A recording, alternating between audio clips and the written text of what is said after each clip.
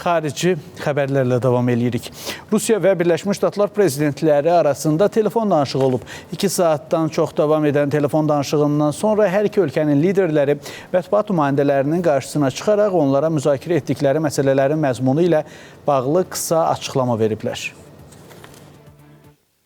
Rusiya prezidenti Vladimir Putin jurnalistlərə açıqlamasında bildirib ki, çox faydalı keçən telefon danışığı zamanı o, Donald Trumpa Rusiya ilə Ukrayna arasında mümkün sülh sazişinin bağlanması ilə bağlı birbaşa danışıqların bərpası üçün Amerika Birləşmiş Ştatlarının dəstəyinə görə təşəkkür edib. Prezident Donald Trumpın hərbi əməliyyatların dayandırılması və atəşkəslə bağlı mövqeyini qeyd edən Vladimir Putin öz növbəsində Rusiyanın da Ukrayna böhranının sülh yolu ilə həllinin tərəfdarı olduğunu vurğulayıb.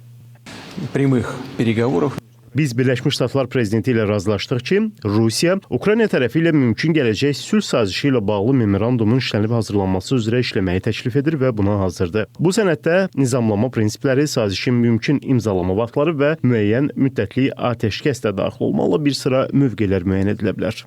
Amerika Birləşmiş Ştatlarının lideri Donald Trump da Rusiya prezidenti Vladimir Putinlə telefon danışığının çox yaxşı keçdiyini deyib.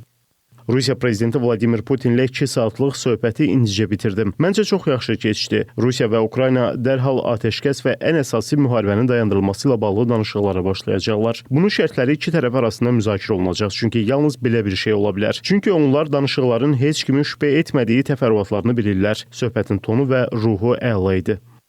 Daha sonra Ukrayna prezidenti Volodymyr Zelenski də Amerika Birləşmiş Ştatları prezidenti Donald Trumpla telefon danışığından sonra bildirib ki, Ukrayna münaqişəsinin nizamlanması üçün Rusiya ilə ikitərəfli formatda memorandum imzalaya bilər. Bunun nəticəsində xəritə formalaşa, sonra isə iki tərəf arasında atəşkəs haqqında saziş bağlana bilər deyən Zelenski həmçinin əlavə edib ki, gələcək memorandumun təfərrüatları hələlik ona məlum deyil. Rövşən Əliyev, Space xəbər.